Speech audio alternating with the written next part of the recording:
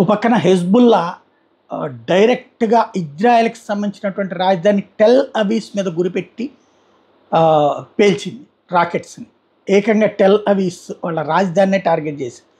అయితే ఇక్కడంతా tit for tat, కుక్క కాటుకు చెప్పు దెబ్బ, లేకపోతే దెబ్బకు దెబ్బ అంటారు కదా, ఇప్పుడు అదే జరిగింది.